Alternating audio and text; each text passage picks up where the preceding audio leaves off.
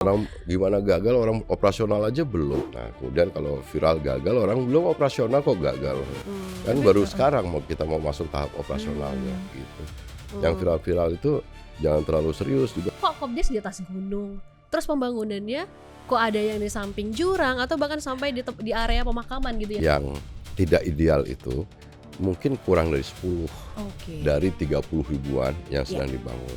Nah, Agrinas muncul ketika Inpres nomor 17 tentang proses pembangunan fisik gudang, grade, dan sarana kelengkapan.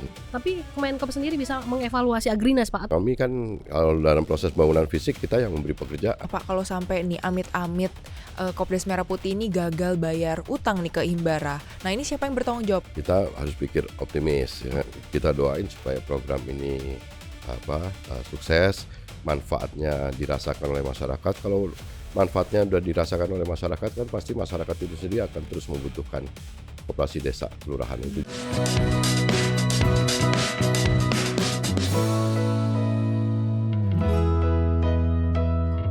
Selamat datang di Philonomics Podcast, Ekonomi itu dekat. yang jauh masih kesejahteraan rakyat. Kayaknya ini bakal jadi episode yang ditunggu-tunggu banget deh Mbak ini. Dan pasti kalian udah gregetan nih tentang pembangunan proyek Koperasi Desa Merah Putih. Pasti kalian bertanya-tanya, kok Kopdes di atas gunung? Terus pembangunannya kok ada yang di samping jurang atau bahkan sampai di area pemakaman gitu ya? Banyak simpang siur nih Mbak yang akhirnya jadinya viral gitu. Nah makanya nih daripada kita ngobrol-ngobrol, mendingan langsung aja kita konfirmasi ke menterinya di yang sini. punya Kopdes gitu Yang ya. empunya Kopdes benar. Di sini sudah ada Menteri Koperasi, sudah ada Pak Ferry Juliantono. Halo Pak Ferry. Halo Vivian, Elsa. Sehat, Pak? Sehat. Terima Bapak. kasih loh Pak sudah datang Ya. kedua kalinya. Kedua kali, Masih di benar. tempat yang sama dan di podcast yang sama, cuma hostnya berbeda kali ini. Betul. Kalau kemarin kan kita banyak kan ngobrol tentang perencanaan gitu kan Pak. Kalau sekarang nih update-nya seperti apa? Iya. Nah itu Pak, langsung aja Pak. Kan kalau tahun lalu di podcast yang sama Bapak itu sempat mention kalau kita targetnya 80.000 pembangunan Kopdes gitu ya Pak, Kopdes Merah Putih. Itu. Nah kalau saat ini kira-kira udah gimana Pak update-nya? Kalau gini, jadi prosesnya itu pembentukan badan usahanya, akte koperasi desa itu sekarang udah 80.000. Jadi hampir seluruh desa dan kelurahan itu udah punya badan usaha koperasi desa dan kelurahan. Tapi kemudian dilanjutkan dengan pembangunan fisiknya, gudang, gerai, dan sarana kelengkapannya. Per hari ini sudah yang 100% sudah 21.400-an, yang sedang dibangun 13.900-an gitu. Dan rencananya September nanti atau Oktober gitu nanti diresmikan oleh Presiden. Dan Bapak Presiden sendiri sudah menyampaikan waktu di tanggal 14 Agustus kemarin di depan DPR bahwa tahun ini diharapkan 30.000 bangunan fisik, gudang, gerai, dan sarana kelengkapan itu sudah selesai dan kemudian untuk siap operasional gitu. Oke, berarti yang tadi 21.000 yang sudah selesai ini udah siap untuk operasional Pak? Bangunan fisiknya sudah Fisiknya udah selesai. selesai. Tapi sekarang karena Kementerian Koperasi ini kan memberikan pekerjaan kepada PT Agrinas Pangan Nusantara yang dalam pelaksanaan di lapangannya dibantu oleh Tentara Nasional Indonesia. Pelibatan TNI ini adalah dalam rangka untuk efisiensi dan lebih tepat waktu untuk proses pembangunan fisiknya. Nah sekarang lagi proses verifikasi dan validasi terhadap bangunannya. Nah nanti setelah verifikasi validasi nanti ada berita acara serah terimanya, diserahkan ke Kementerian Koperasi dan untuk selanjutnya nanti kita akan kembalikan ke desa karena itu bangunan fisik dan sarana kelengkapannya akan menjadi milik desa gitu. Oke, nah tadi dari 21.000 sempat ada beberapa yang heboh nih di pemberitaan atau juga di media sosial terkait ada Kopdes yang hadap-hadapan di Wonogiri, ada juga yang di dekat pemakaman di Lamongan. Ya, saya rasa sih terima kasih dengan masukan dari situ. Tapi saya pernah juga menyampaikan bahwa yang tidak ideal itu mungkin kurang dari 10 dari 30 ribuan yang sedang dibangun. Bukan kita menafikan masukan itu, tapi penentuan lokasi koperasi desa kelurahan Merah Putih meskipun itu tidak ideal itu sudah dilaksanakan melalui musyawarah di desa gitu. Jadi memang kita harus memaklumi ada desa-desa yang punya keterbatasan lahan juga gitu. Berarti memang yang menentukan adalah pihak musyawarah desa. Musyawarah begitu, desa, kepala desanya dilibatkan semuanya gitu.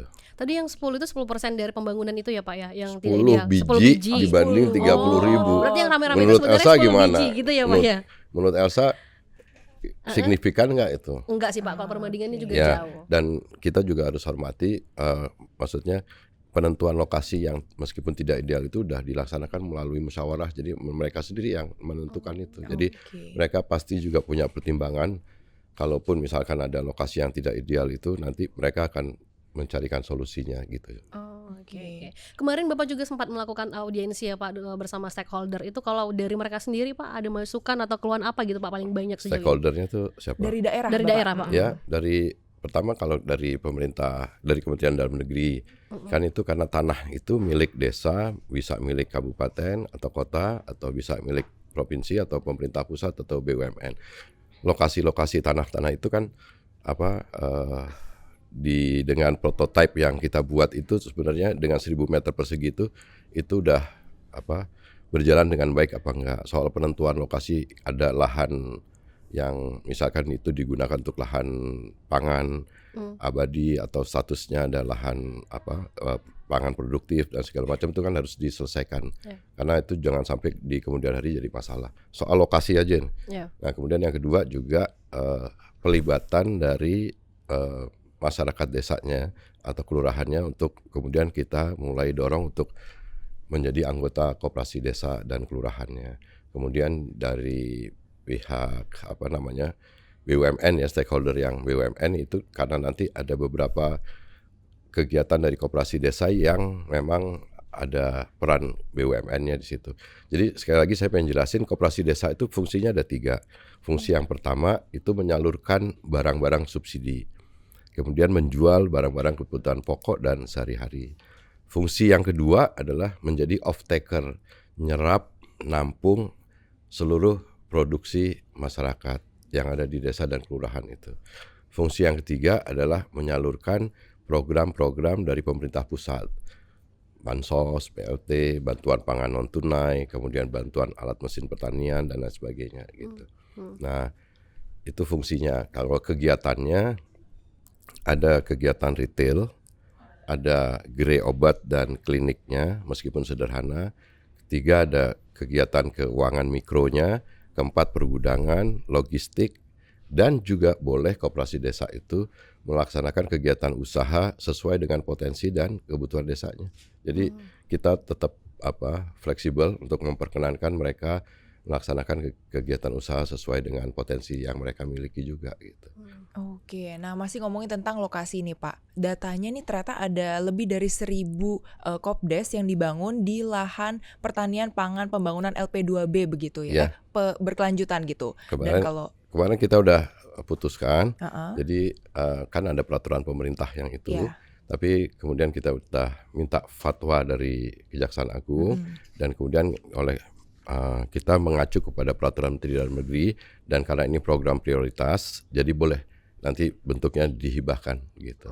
Oke, berarti berarti 1.000 yang sudah dibangun di atas LP2B ini tetap boleh beroperasi gitu Pak? Boleh. Walaupun ada perpresnya gitu ya yang sudah di peraturan pemerintah tuh lebih atas jadi dibanding perpres gitu. Jadi peraturan pemerintah memang tidak membolehkan, tapi ada peraturan Menteri Dalam Negeri yang kemarin kita minta fatwa dari Kejaksaan Agung membolehkan itu dihibahkan karena ini program prioritas nasional. Gitu. Karena kalau ngeliat dari perpresnya sendiri kan Pak, kalau dengan adanya menyalahgunakan itu kan ternyata ada pidananya juga ya Pak, ternyata ada hibah gitu ya. Makanya kita selesaikan, ada hal-hal yang seperti itu yang harus kita selesaikan supaya di kemudian hari nggak jadi masalah. Oke, karena balik lagi Kopdes Merah Putih ini bentuknya program nasional itu, jadi lebih diutamakan menjadi prioritas gitu ya Pak. Dan ini kan milik desa juga gitu, jadi bukan milik pemerintah pusat kan. Jadi seperti yang tadi saya sampaikan, begitu serah terima diverifikasi, validasi, setelah terima terus kemudian kita kembalikan lagi menjadi milik desa gitu. Oke. Kemarin juga ya Pak, kebetulan saya sempat berkunjung ke beberapa kopdes gitu ya Pak di daerah Jakarta Selatan. Kalau kita masuk gitu Pak, barang-barang itu hampir sama dijual dengan retail-retail modern gitu Pak. Kemarin juga rame di pemberitaan kalau barang-barang diambil dari gudang yang terafiliasi dengan salah satu retail. Nah ini kira-kira kalau menurut Bapak apakah barang-barang kayak, tapi nanti ke depan kan bakal menyalurkan barang-barang subsidi gitu ya Pak? Ini saya klarifikasi dulu. Oke, boleh Pak. Jadi memang ada lag-nya antara waktu dibentuk badan usahanya, aktenya di koperasi desa kelurahan yang ada dengan proses pembangunan fisiknya. Nah, kami memang memperbolehkan badan usaha koperasi desa kelurahan yang sudah ada aktenya mereka untuk belajar memulai kegiatan usahanya. Nah, kalau ada yang koperasi di kelurahan, pasti kan di Jakarta itu tadi ngambil barang ya nggak apa-apa, belajar aja gitu. Tapi kalau nantinya setelah keluar peraturan presiden untuk operasionalisasi kopdes dan kelurahan ini, itu nanti satu kegiatannya tadi nyalurkan barang-barang subsidi. Jadi gas LPG 3 kilo, pupuk bersubsidi, minyak goreng, beras SPHP itu kemudian disalurkan langsung dari BUMN yang bersangkutan langsung ke Koperasi Desa Kelurahan Merah Putih gitu. Berarti fokusnya untuk penyaluran barang-barang subsidi gitu ya Pak ya? Salah satunya. Salah satunya. Ya. Nah, kalau itu sudah juga menjual barang-barang kebutuhan pokok dan sehari-hari. Nah, terhadap barang-barang kebutuhan pokok dan sehari-hari, barang yang tidak bisa kita produksi sendiri, pasti kita akan kerjasama dengan pihak pabrikan dan prinsipal.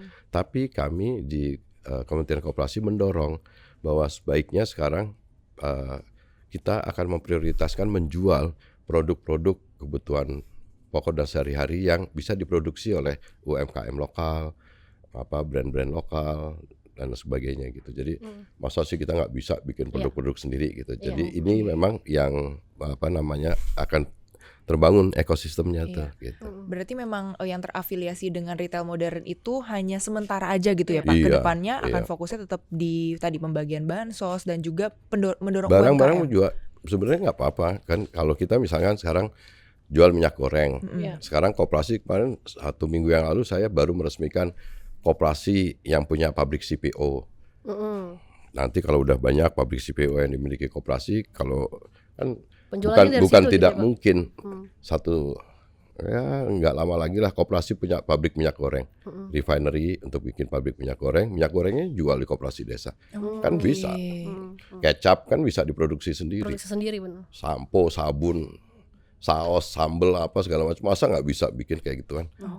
Kan sekarang ya mohon maaf kan dimonopoli itu, lahan sawitnya 17 juta, 52% korporasi besar.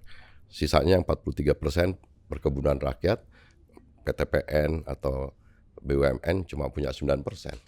Akhirnya penguasaan lahan sawit dikuasai korporasi besar, kemudian pabrik CPO-nya juga korporasi besar, produk turunannya juga korporasi besar. Nah sekarang oleh Bapak Presiden jangan semuanya korporasi besar, koperasi juga bisa ikut. Nah koperasi juga kebetulan punya, kalau ada koperasi petani sawit, itu kita dorong untuk punya pabrik CPO. Kemudian nanti ya turunannya juga gitu. Nah barang-barang yang kayak gitu kan sekarang udah bisa diproduksi sendiri. Nah koperasi desa, gere-gerenya nanti juga akan menjual produk-produk yang dihasilkan oleh kita sendiri gitu. Oke, menarik. Nah kemudian sekarang nih ternyata Kopdes dari Menteri Koperasi sendiri udah ada call centernya nih, di mana masyarakat udah bisa laporan gitu boleh, ya Pak. Boleh. Sebanyak apa Pak laporannya? Banyak dan itu selalu kita respon dan kita. Seberapa cepat nih Pak kira-kira dari laporan? Dan kayak misalkan yang soal yang tadi ada lokasi-lokasi yang kita viral gitu, itu kita dengan positif kita lihat, kita cek segala macam. Ada yang katanya di tengah kuburan, begitu kita cek bukan di tengah kuburan, itu di pinggir samping. Ada yang bongkar SD, bukan, itu melalui jalan kecil di sebelah bangunan SD-nya. Kemudian bahkan SD-nya yang minta di itulah Tapi paling banyak laporannya soal apa Pak? Posisinya kah atau apa? Mungkin karena ini kan baru, jadi banyak yang setelah ini apa gitu. Jadi memang karena ini kita maklum ini baru, jadi kita juga harus respon dan kita informatif aja Iya. untuk menyampaikan apa yang ditanya-tanya gitu. Bapak tadi di awal juga sempat mention soal Agrinas ya Pak. Ini ya publik mungkin perlu tahu dan kita juga perlu tahu kira-kira tupoksi Kementerian Koperasi dengan Agrinas sendiri gimana Pak? Kalau waktu di tahap pembentukan badan usaha koperasi desa kan Agrinas belum terlibat. Karena memang itu melalui Inpres nomor 9 tahun 2025 itu melibatkan 18 kementerian lembaga, kemudian melibatkan pemerintah provinsi, kabupaten dan desa. Itu banyak kan notarisnya apa segala macam. Nah, Agrinas muncul ketika Inpres nomor 17 tentang proses pembangunan fisik gudang, gerai dan sarana kelengkapannya. Jadi memang nggak mungkin Kementerian Koperasi kan punya keterbatasan untuk bisa melakukan proses pembangunan. Jadi memang ditunjuk PT Agrinas Pangan Nusantara. Nah, dalam proses pembangunan fisiknya itu Agrinas Pangan Nusantara dibantu dengan TNI melaksanakan bangun fisiknya, melengkapinya dengan sarana listrik, air, AC, kemudian juga pematangan lokasi tanahnya, kemudian sarana kelengkapan seperti truk, pickup dan motor gitu. Berarti Agrinas eksekutor gitu kali ya Pak ya. Dan kedepannya gimana juga Pak? Apakah masih tetap Agrinas kalau atau setelah selesai ini kan nanti yang tadi saya sampaikan kita serahkan ke desa. Jadi selanjutnya desa pasti akan terlibat karena mereka yang punya kan. Nah, dalam proses operasionalisasi ke depan 2 tahun itu memang kita udah dalam Perpres Agrinas ikut terlibat untuk menjadi mentor dari para manajer koperasi desa yang sudah direkrut, dan dalam waktu tidak terlalu lama lagi nanti kita akan tempatkan di 30 ribuan koperasi desa Kelurahan Merah Putih dibantu dengan karyawan-karyawannya gitu. Nah, status manajernya ini nanti memang akan jadi status PKWT dari BUMN gitu. Tapi Kemenkop sendiri bisa mengevaluasi Agrinas Pak ataupun sebaliknya? Kami kan kalau dalam proses pembangunan fisik kita yang memberi pekerjaan. Justru kami punya tanggung jawab untuk melakukan penilaian terhadap bangunan fisiknya. Makanya ada proses verifikasi validasi, ada buku pedomannya tuh. Dan yang melaksanakan kegiatan verifikasi validasi itu ada BPKP, ada Kejaksaan dan lain sebagainya, ada Kementerian Pekerjaan Umum gitu. Itu semuanya udah diatur. Iya, soalnya di pemberitaannya Vivian itu kayak jadi saling tunjuk ya, padahal ini clear gitu ya Pak, tupoksinya juga yang berbeda gitu ya Pak. Beda, kan nggak mungkin Kementerian Koperasi untuk bangun, kan kita nggak punya kapasitas untuk itu. Jadi semoga kedepannya nggak lagi bingung ya kita sebagai masyarakat ya, ternyata memang ada bedanya begitu. Kalau masih bingung, undang saya lagi nanti. Undang lagi. Oke. Nah, kemarin kan juga sempat ramai nih Pak tentang pengadaan kipas angin ya, di DPR pun sudah dibahas gitu. Yang nanya itu anggota DPR Komisi 6, saya waktu itu ada di situ. Beliau menanyakan anggota DPR itu, kipas angin kan harganya 300.000. Saya bilang ada perbedaan antara kipas angin rumah dengan kipas angin yang dipergunakan untuk gudang. Nah, gitu. kalau pengadaannya sendiri kan berarti dari PT Agrinas gitu. Nah, ini bagaimana nih Pak? Berarti pengawasannya kalau dari ya kan itu bisa kalau barang kan bisa di compare itu.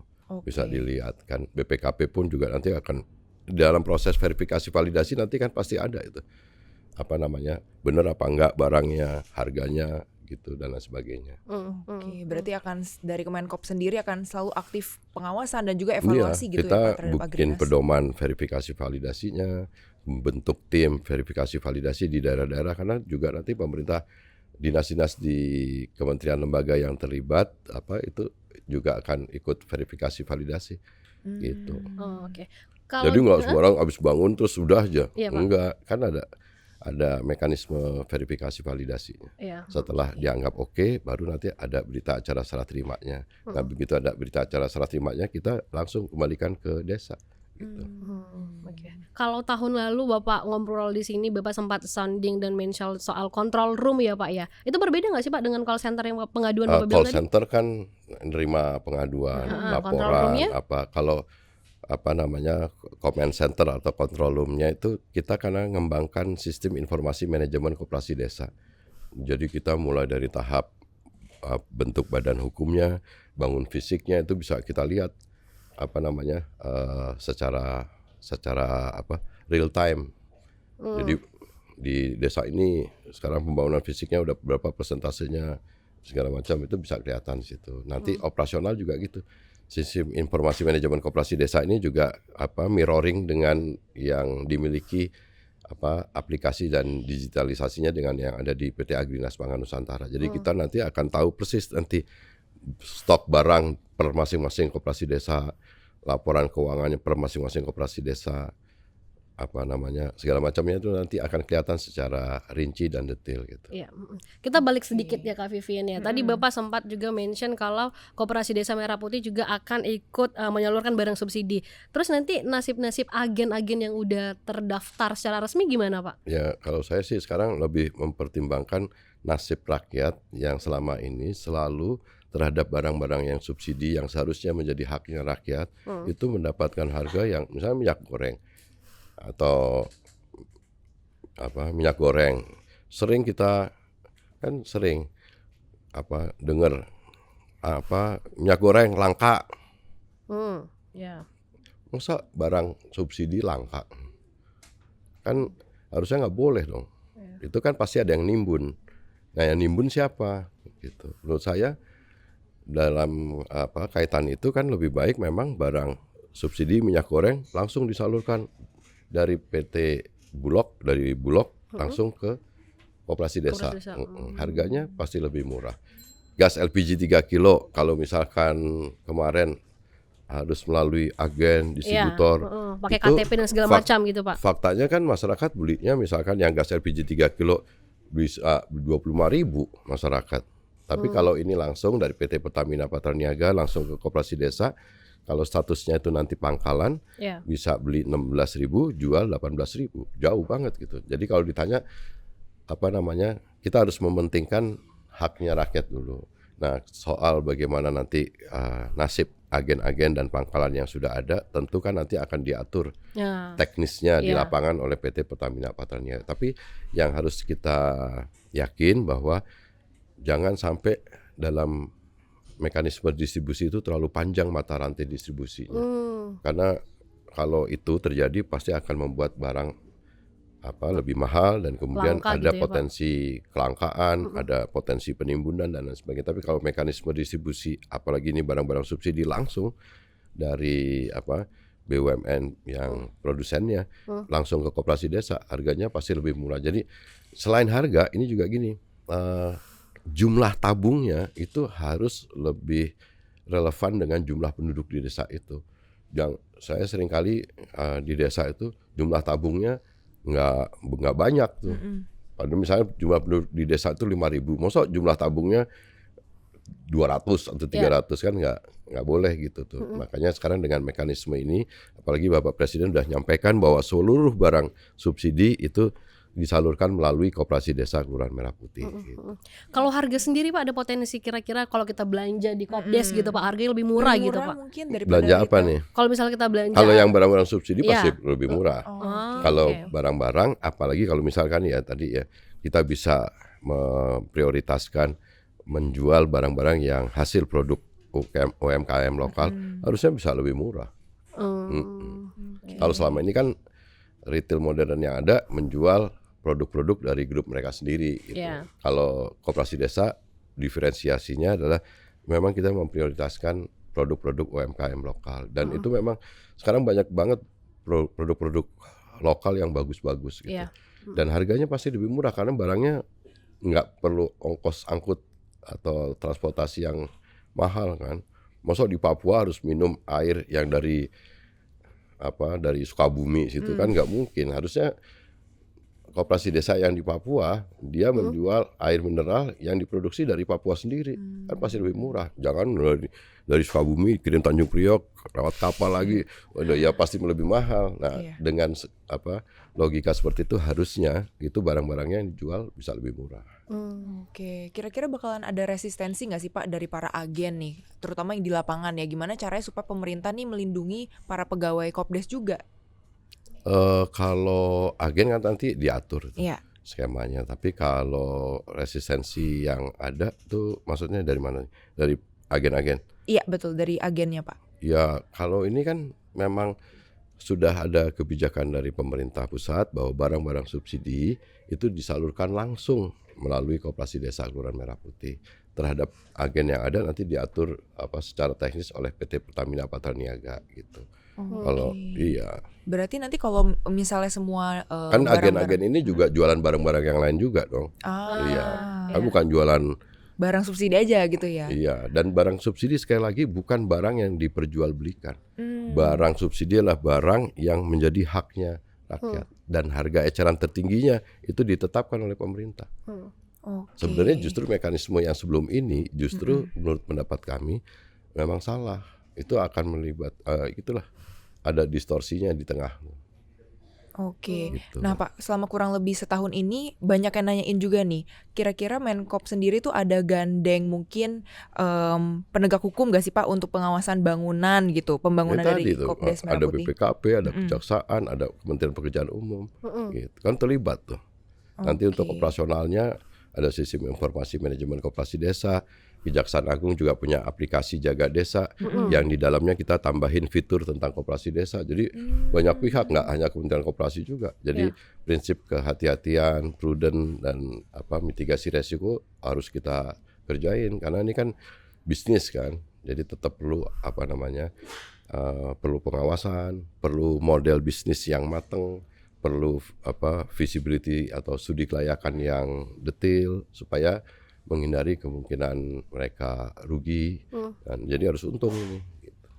Oke. Pak, kalau dari kemarin itu kan masyarakat kan taunya itu Koperasi Desa Merah Putih itu kan yang viral-viral itu yang gagal gitu ya Pak. Sementara Bapak kan udah terjun langsung. Orang gimana gagal, orang operasional aja belum. Baru 1.000 Nah, dibuat kemarin diuji coba waktu di Nganjuk, di launching oleh Presiden, operasional di 1.000 koperasi desa. Uji coba gitu. Iya.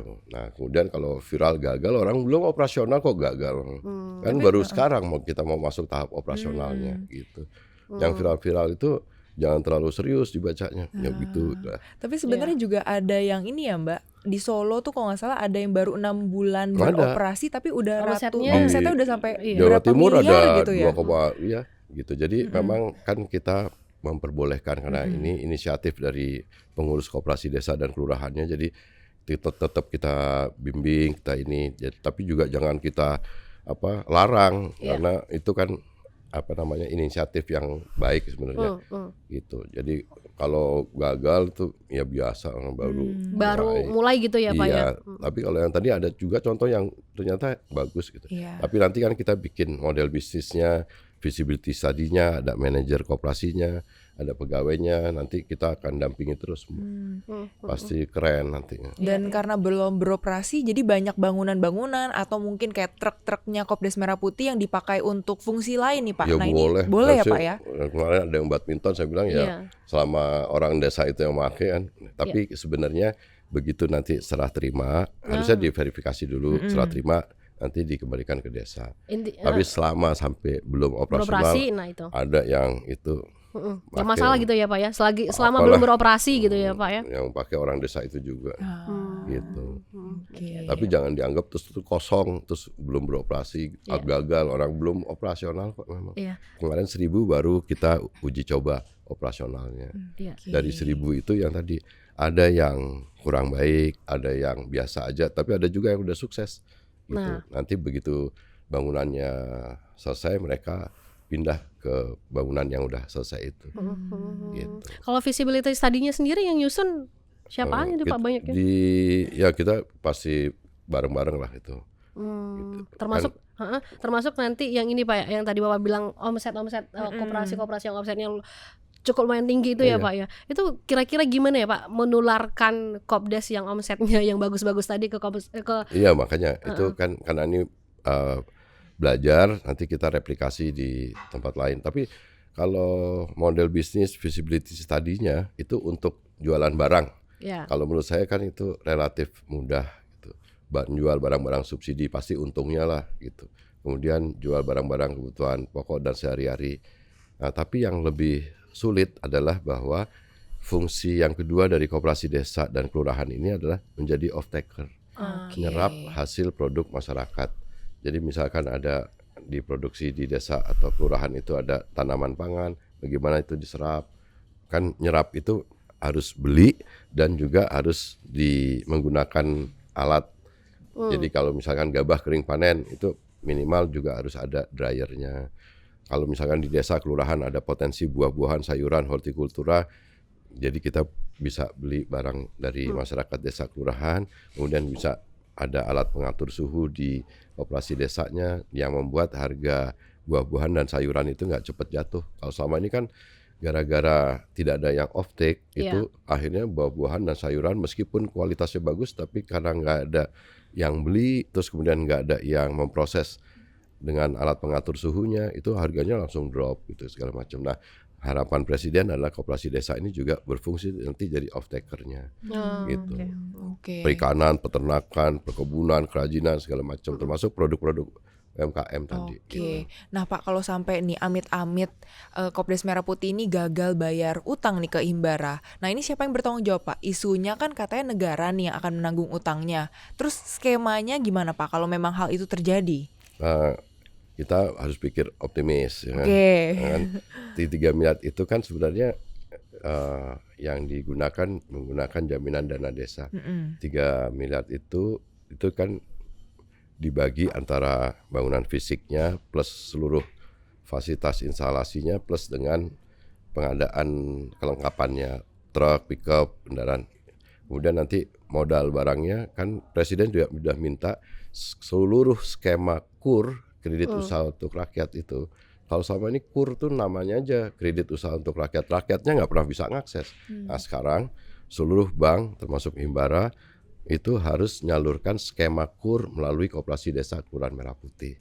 Kemudian juga skema Koperasi Desa Kelurahan itu bisa menjadi unit layanan jasa perbankan. Kayak misalkan briling, apalagi gitu-gitu. Plus dengan mekanisme simpan pinjam dengan bunga yang rendah untuk membebaskan masyarakat dari praktek rentenir, pinjol, dan hutang dan lain sebagainya. Jadi memang ada perintah selain menyalurkan barang subsidi, ada pengumuman dari Bapak Presiden wajib sekarang skema KUR itu disalurkan melalui Koperasi Desa Kelurahan Merah Putih. Wajib setiap bank khususnya Himbara mengadakan unit layanan jasa perbankan ke Koperasi Desa Kelurahan Merah Putih plus dengan skema simpan pinjam dengan bunga yang rendah. Gitu. Kalau soal gaji manajer Kopdes sendiri Pak, ini gimana Pak? Kalau kemarin rame ya Viviannya berapa 16? Katanya sempat 16 juta, tapi ternyata enggak ya sesuai UMP aja gitu ya Pak. Iya. Monggo Pak. Kalau di kemarin kebetulan saya ikut rapat menyelesaikan di peraturan presiden operasional itu UMP. Jadi referensinya ke sana. Tapi kan nanti ada tunjangan, tapi itu sifatnya kan relatif karena harus disesuaikan dengan lokasi dan dan lain sebagainya. Jadi itu nanti akan diatur melalui mekanisme di rapat pengurus koperasinya masing-masing. Gitu. Berarti yang menggaji 2 tahun itu negara begitu ya Pak? Negara. Manajernya saja. Manajernya saja. Kalau karyawan itu kan orang desa itu dibayar dengan menggunakan pendapatan dari kegiatan usaha dari koperasi desa. Gitu. Kenapa penting manajer? Karena memang tingkat pengetahuan dan tingkat rata-rata pendidikan di desa itu kan memang kita tahu terbatas sehingga kita memerlukan kapasitas seorang manajer untuk bisa mengoperasikan itu. Nah, manajer koperasi desa kan kemarin sudah dilatih pengetahuan tentang keuangan, manajemen, perkoperasian, juga diajarin tentang bagaimana berinteraksi dengan pengurus, dengan kepala desa, dengan masyarakat desa segala macam. Ya, itu dia Pak. Vivian, kita juga Pak membuka kolom pertanyaan bagi masyarakat terkait Kopdes. Ini dia Pak. Nih yang pertama ada yang menanyakan KMP apakah akan terus ada meskipun pemerintahan Prabowo berakhir gitu. Ganti presiden apakah ganti kebijakan nanti ganti program KDM, gitu. Enggak dong, kan koperasi desa itu udah menjadi milik masyarakat desa. Kan apalagi kalau setelah 2 tahun mereka kan akan menjadi unit usaha yang mandiri. Kan program itu program yang sifatnya kan gini, ini program prioritas tetapi kita ingin menjadikan desa itu sekarang punya mindset menjadi pelaku usaha. Jangan hanya jadi konsumen, jangan hanya penerima manfaat gitu. Terus kemudian sekarang dibuatkan asetnya, mereka selain punya unit usahanya, punya badan usahanya, punya asetnya juga. Jadi sekarang keren desa-desa. Jadi udah kalau kemarin Produktif kan gitu ya, Pak? lebih produktif gitu. Ya kita doain supaya program ini sukses, manfaatnya dirasakan oleh masyarakat. Kalau manfaatnya udah dirasakan oleh masyarakat kan pasti masyarakat itu sendiri akan terus membutuhkan koperasi desa kelurahan itu. Jangan nggak usah tergantung dengan siapapun yang menjadi pemerintahnya. Ya, walaupun siapapun pemerintahannya, program ini tetap ada, tapi yang mengelola masyarakat desa Ini gitu kan ya, Pak memang ya. milik masyarakat desa. Ini koperasi desa sekali lagi bukan Koperasi milik desa. pemerintah pusat. Ini milik masyarakat desa loh. Ya, Gitu. namanya juga Koperasi Desa Iya. Merah Putih. Iya, jadi gitu. Ini Milik juga mereka. ada Pak pertanyaan dari Rahmat Siregar, apa benar Kopdes harganya lebih miring daripada warung-warung usaha pribadi? Soal harga nih Pak. Kalau kita beli dari pabrikan, kita bisa jual kok koperasi desa itu. Warung-warung bisa beli dari koperasi desa juga. Kan nggak saling mematikan itu. Makanya misalkan warung jual gas LPG 3 kilo yang ngambil dari koperasi desa pasti lebih murah orang kita. Yang tadi saya bilang, iya. Berarti kalau barang-barang subsidi balik lagi bisa lebih murah belinya di Kopdes Merah Putih Ya begitu ya, Pak? pasti. Dan kalaupun dijual di warung-warung kelontong, Ya kan harga ada eceran tertingginya. Boleh gitu. Masyarakat juga bisa beli. Tapi kalau yang biasanya kan yang dijual di warung-warung kelontong itu kan barang-barang kebutuhan sehari-hari gitu. Iya. Oke, baik. Nah Pak, sebenarnya kan dari awal proses perencanaan sampai pembangunan ini menuai banyak kritik begitu kan Iya. ya Pak. Tapi boleh dong Pak di-share apa sih satu komitmen Bapak nih Yang kritik tuh gini dulu juga mesti dijelasin dulu. Yang kritik ini yang mana? Karena kalau kita lihat itu seperti tadi yang lokasinya nggak ideal. Itu jangan lihat viralnya. Karena kalau viral itu kan bisa orang saya punya duit bayar homeless, Iya. ya. influencer, bayar ini Iya. bisa. Tapi Oke. kita mau lihat secara kualitatif kritiknya tuh harus dikategorikan yang mana gitu. Misalkan Oke. tadi yang nggak ideal kita terima masukannya, tapi jumlahnya tadi kan nggak signifikan, kurang dari 10. Terus misalkan soal pengadaan kan sudah kita perbandingkan bahwa ada perbedaan antara kipas yang rumah dengan Iya. kipas yang untuk Oke. gudang dan lain sebagainya. Terus kritik yang lain lagi Jadi sebenarnya seperti apa nih Pak komitmen Bapak Ya. untuk masyarakat yang mungkin masih ragu terhadap Kopdes Merah kalau Putih nih? ragu wajar karena kan memang ini programnya baru. Tapi begitu nanti operasional kayak kemarin aja sebelum ada bangunan fisiknya kan orang ragu. Nih kayak bentuknya kayak gimana sih? Iya. Tapi begitu udah ada bangunan fisiknya, oh iya kayak gini.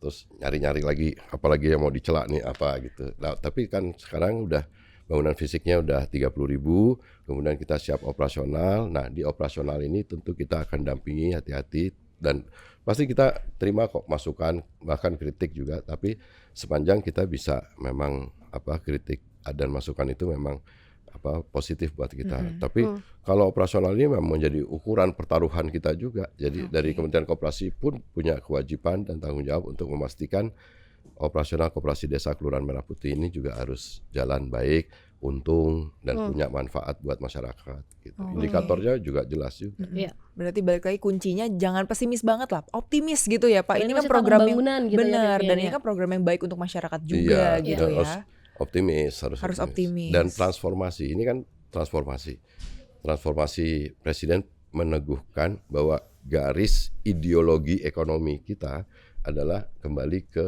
ekonomi pasal 33. Kemudian ini kan program transformasi yang barang subsidi tadinya menggunakan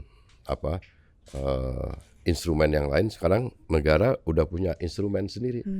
Jadi koperasi desa ini bisa menjadi infrastruktur yang dimiliki oleh pemerintah sehingga pemerintah tidak berhadapan lagi dengan kemungkinan penimbunan apa segala macam yang menyebabkan barang-barang langka dan menjadi mahal kayak gitu. Jadi negara udah punya. Nah, tapi setiap proses transformasi itu kan selalu punya konsekuensi. Ada yang zona nyamannya terganggu, ada yang rezekinya juga mungkin yang tadinya mau serakah terus kemudian sekarang harus berbagi dan lain sebagainya. Menurut saya sih wajar proses transformasi yang akan ada konsekuensi. Tapi sekali lagi saya akan menerjemahkan keputusan-keputusan Presiden itu supaya dalam pelaksanaannya itu bisa menjadi harmonis kan. Hmm. Koperasi ini berdiri tidak untuk menghilangkan entitas badan usaha yang lain. Presiden justru ingin supaya badan usaha koperasi bisa berdampingan dengan badan usaha swasta atau BUMN gitu. Ya. Oke deh, terima kasih banyak loh Pak Sama-sama, Ferry Untuk Ya, insight-nya. Ternyata ini lumayan menjawab keresahan masyarakat juga Betul. gitu ya. Ya. Terima kasih Bapak. Semoga Yuk. nanti berikutnya udah 80.000 Bapak mau ngobrol lagi nih di Philonomics Hmm, Podcast. Kita tanya lagi update-nya Boleh. seperti apa Update-nya gitu ya. seperti apa. Operasional karena nanti kan sampai tahun ini kan 30.000 bangunan fisik selesai operasional. Operasional. Itu juga menarik untuk itu. Kan kita Oke. juga di satu sisi juga butuh masukan juga Iya. gitu. Karena ini ada program baru tapi ini penting buat masyarakat gitu. Oke, terima kasih Sama-sama. banyak Pak Ferry. Iya. Nah, itu aja kali ya Mbak obrolan kita sama Pak Ferry ini. Semoga betul-betul menjawab keresahan dari masyarakat dan Iya. sahabat Kompas.com juga. Jadi jangan lupa untuk selalu saksikan Philonomics Podcast di YouTube-nya Kompas.com. Sampai jumpa.